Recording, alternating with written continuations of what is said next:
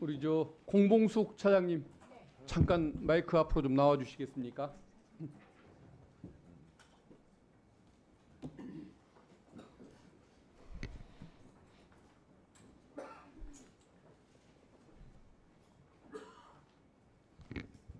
도이치모터스 주가 조작 사건 레드팀 회의에 참석하셨습니까? 예, 참석했습니다. 회의 시간이 몇 시간 걸렸습니까? 4시간 정도 걸렸습니다. 수사 기록 읽어봤습니까? 수사 기록은 못 읽어봤습니다. 수사 기록도 안 읽고 그 중요한 대한민국의 정권의 운명을 좌우하는 사건에 그 레드팀들이 다 참석을 하신 거겠죠? 상세하게 브리핑을 듣고 그러니까 수사검사의 브리핑을 듣고 판단한 거 아닙니까? 질문과 대답을 했습니다. 그러니까 그 당연히 그렇게 했겠죠. 네네. 그것은 우리 공 차장님의 잘못이 아니고 다 그렇게 하는 거겠죠. 화면 한번 좀 띄워주시겠습니까?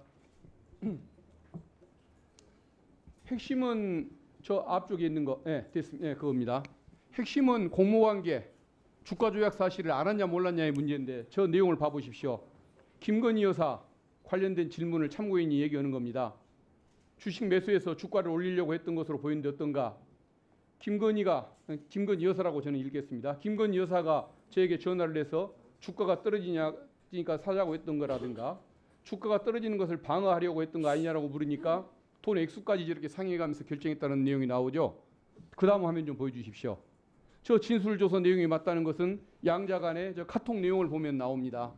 저것에 따라서 저 진술조서가 작성됐다고 봐야겠죠. 저기 보면은 분명히 저 주가 떨어지는 걸 방지하려고 더 비싼 가격에 사고 상의했던 내용이 나오지 않습니까? 다음 화면 좀 봐주십시오. 이건 아까 김용민 의원님께서 말씀한 것 같은데 저 주포라는 사람이 김건희 여사만 빠지고 우리만 붙잡혀가는 상황, 걱정하는 편지가 나오는데 이런 내용들에 대해서는 어떻게 회의 시간에 고민을 좀 해봤습니까? 못 봤습니까? 네, 다 토론 과정에 나온 이야기고 저걸 보고서도 그 공모관계가 없었고 주가 조작을 몰랐다고 판단을 했습니까? 저 내부 의사 결정 과정에 대해서 상세하게 말씀드리기는 좀 어려운 것 같습니다. 결국은 브리핑을 듣고서 4시간 회의 끝에 그 레드팀이 결정을 했다는 얘기인 거네요. 알겠습니다. 들어가십시오. 우리 이창수 검사장님. 네. 보통은 국감을 앞두고는 이런 민감한 사건을 절대 처리하지 않던 것이 검찰의 관행입니다. 일부러 국감 끝나고 조용히 그렇습니다. 처리하지 그렇습니다. 하루 전에 전쟁하듯이 전쟁 선포하듯이 이런 결정은 안 하는데 우리 이창수 검사장님 과거에 훌륭했고 또 법무부 근무 경험도 많잖아요. 국회로 오간 경험도. 그렇습니다. 그런 분이 이런 행동을 나는 했다고는 생각하지 않아요. 이거 결국은 법무부와 대통령실과 상의를 해서 날짜까지 다 결정했던 것 아닙니까? 전혀 그렇지 않습니다. 연락 주고받은 적도 없습니까? 전혀 그렇지 않습니다. 그래요? 예. 근데도 저는- 이런 결정을 한단 말입니까? 저는 알겠습니다. 예, 자, 국감 전에 처리하고 이 자리에서 근데 그 많은 네. 후원 날, 그 많은 날 두고 굳이 어디입니까? 그 보궐선거는 끝나야 했고 국감 하루 전이고 그 날이 어제였던 것인가요? 뭐그 사이에도 할 일들은 많이 있었는데 근데 어제가 그렇게 그렇게 중요한 됐습니다. 날이었어요. 그날 처리를 해야 했던 네. 그 날짜를 누가 점지를 해줬습니까? 제가 정했습니다. 그래요. 네. 신기하게 잘 골랐군요. 자, 제가 통상적으로는 알겠습니다. 우리 선거날은 잘 안 나가는 하니까요. 우리 검찰 간부들 인사 혜택을 받고 있는 사람들 그리고 일부 특수 검사들 여기를 이제 보통 정치 검사들이라고 좀 많이 부르고 있는데 그 정치 검사들의 행태 비난의 정도가 높습니다. 요약하자면 야당 대표나 전직 대통령 가족을 상대로는 탈탈 턴다. 그리고 김건희 여사를 앞두고는 그 앞에서는 덜덜 떤다. 이런 표현을 써요. 근데 이 세 가지 사례에 다 해당하는 것이 우리 안타깝게도 우리 이창수 검사장입니다. 성남시청장 때 정자동 사건 수사했죠. 그렇습니다. 성남시청 공무원들 부를 때 수사관들이 나가서 출입 기록도 안 남기고 그리고 비밀리에 데리고 들어가서 자백을 그렇게 설득을 하고 했다고 하는데 그 수사 과정, 소환 과정도 비밀리 했던 것 알고 있습니까? 그런 사실은 그런 그것은 제가 제보를 받아서 아닌 것으로 공무원 알고 쪽 있습니다. 얘기를 들어서 알고 있어요. 요즘에 그러면은 그렇게 지청장이 수사- 모르게 왜 밑에서 그런 일까지 했을까요? 요즘에 그렇게 수사할 수 그게 없습니다. 지금 성남에 의해서 이제 수사가 또 착수된다는 거죠. 이제 앞으로 4년째 하겠다는 얘기인 것 같아요. 그다음에 문재인 대통령 전 가족 전주지검장 있으면서 그 사건 수사했죠. 그렇습니다. 지금 또 여러 가지 수사를 다 하고 있더군요. 그리고 이제는 앞에는 그 두 가지는 탈탈 터는 수사의 전형이고 이제는 김건희 여사까지 명품백 사건은 전임 검찰총장 모르게 불러서 조사를 패싱하는 조사까지 했고 그러니까 이제는 수사지휘권이 국감을 배제돼 있어서 앞두고서 이렇게 한동훈 죄송합니다. 전 법무부 장관까지도 의문을 품는 무혐의 결정을 이렇게 내렸어요. 이런 일을 했습니다. 이건 내가 보기에는 검찰의 문을 닫을 수도 있는 사건입니다. 이것 때문에 검찰이 문을 닫는다고 한다면 우리 이창수 검사장이 거기에 끼치는 공적이 매우 큰 것이라고 보여지는데 일선의 검사들, 후배들, 수사관들, 실무관들한테 미안한 생각 안 듭니까? 그런 우려에서 저에게 많은 분들이 이 사건을 기소하는 게 너한테 훨씬 좋다라는 말씀들을 많이 하셨습니다. 근데 심지어 못했던 이유는 뭐 대통령에 그런데 대한 은혜가 깁니까? 아닙니다. 결국은 검사는 기록을 보고 증거와 법리에 따라 판단할 수밖에 없고 제가 수사팀과 계속 회의를 한 아까 결과 내가 보여줬던 화면을 보고도 그런 얘기가 나옵니까? 지금 보여주신 거는 그거가 그 신한 저게 알았다는 증거인데 전혀 그렇지 않습니다. 저걸 무시를 해요? 저 부분은 증거로 부족합니다. 부족해요? 지금 어떻게 김건희 여사에 대한 증거 판단법만 그렇게 다릅니까? 아니요.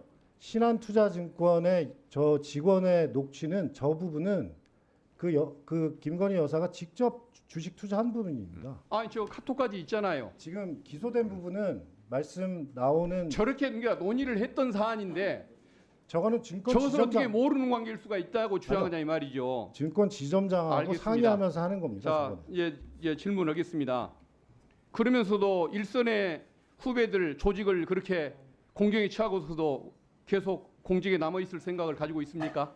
그래서 저는 여하튼 지금 이런 여러 가지 그 안 좋은 상황에서 제가 이 사건을 결국은 증거와 법리에 따라서 처리를 했는데 제가 아무리 정치적으로 어떤 요구를 받는다고 해서 그렇다고 해서 그거를 기소한다거나 알겠습니다. 처리를 미룬다거나 이게 더 네. 정치 검사라고 생각했습니다. 한 가지 공개하고 싶은 사항이 하나가 더 있어요. 네, 말씀하십시오.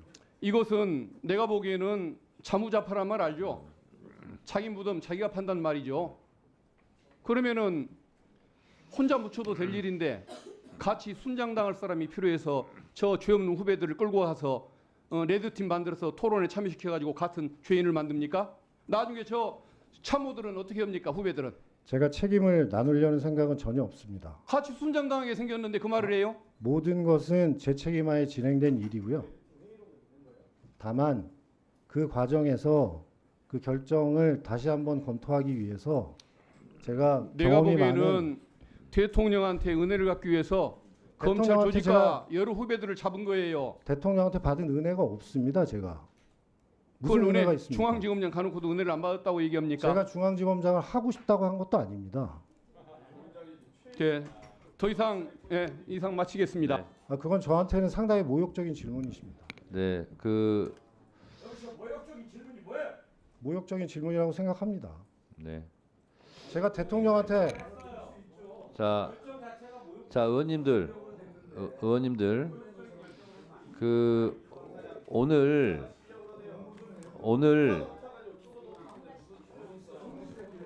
아니, 자, 좀 조용히 좀 해주시고요. 여기서부터 잠깐 주목해 주시기 바랍니다. 제가 구독자분들을 위해서 깜짝 선물을 하나 준비했는데요. 제가 항상 여러분들께 뭐라고 말씀드렸나요? 뉴스만 평소에 잘 챙겨보셔도 돈이 된다. 돈을 벌 수 있다라고 말씀드렸는데요. 자, 여러분들 여기 보이는 각종 뉴스, 코로나 유행 사건, 러시아 우크라이나의 전쟁, 엔비디아의 실적, 트럼프와 김정은의 관계 등등과 같은 뉴스를 보게 되면 여러분들은 어떤 생각이 드세요? 그냥 뉴스만 보고 끝내는지 아니면 이 뉴스를 어떻게 이용할 수 있는지 이 부분을 고민하고 계시는지를 되물어보고 싶습니다. 자, 그 이유가 뭐냐 하면 제가 지난 1월 여러분들께 뭐라고 말씀드렸나요? 지금은 반도체 산업에 관심을 가져야 한다. 뉴스만 보고 그냥 넘기지 마시고 한번 투자적으로 고민해 보셔야 한다라고 말씀을 드렸습니다. 그리고 나서 이런 썸네일을 유튜브나 뉴스를 통해서 많이 보셨을 텐데요. 이런 반도체 산업이 이슈가 되었을 때 부자들은 어떻게 생각한다고 했나요? 반도체와 관련된 투자 수단은 뭐가 있는지, 어떤 주식이 가장 좋은지, 어디에 투자해야 돈이 몰리는지 자연스럽게 생각한다고 제가 말씀을 드렸죠. 그 이유가 부자들이 봤을 땐 이슈가 돈으로 이어지고 그 이슈가 나에게 돈을 벌어준다는 경험적 확신이 있기 때문에 부자들은 항상 이런 사회적 이슈와 돈의 흐름을 관심 있게 쳐다본다고 제가 말씀드렸는데요. 이번에도 마찬가지입니다. 제가 지난번에 시청자분들과 함께하는 주식으로 수익 내기 이벤트를 진행했었는데요.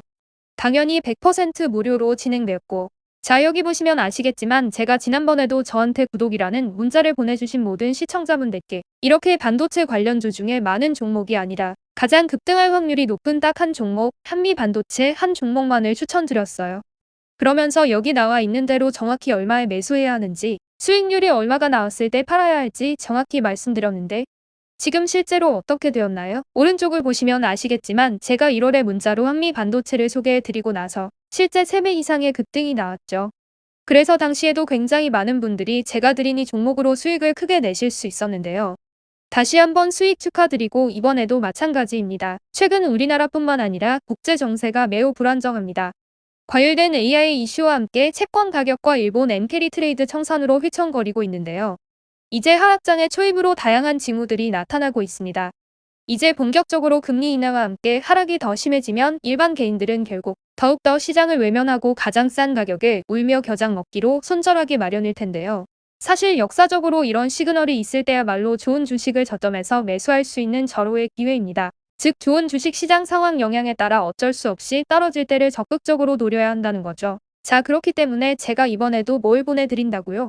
지난번과 마찬가지로 구독이라는 문자를 보내주시면 제가 이번 하락장에서 보물, 추후 주가가 가장 크게 급등할 한 종목을 구독자분들에게 문자로 종목명과 사고 파는 시점을 모두 알려드릴 거예요. 그래서 여러분들이 주식으로 돈 버는 연습을 한번 해보시라. 이렇게 말씀을 드리고 혹시라도 나는 주식을 하지 않는다라고 하시는 분들은 주변에 주식하시는 분들께 추천해 주셔도 되고 연세가 있으신 분들은 자녀분들에게 한번 이걸로 수익을 내보라고 이렇게 조언해 줄 수도 있으시겠죠. 그래서 지금 이 영상을 보시는 시청자분들 중에 나도 이번 종목이 궁금하다 하시는 분들은 누구나 어느 시간대나 상관없이 부담없이 위쪽 상단에 제 번호 남겨두고 있습니다. 제 번호 010-4292-3138 개인 번호인데요. 지난번처럼 구독이라고 보내주시면 제가 이번에도 똑같이 무료 추천 급등주 문자를 보내드리겠습니다.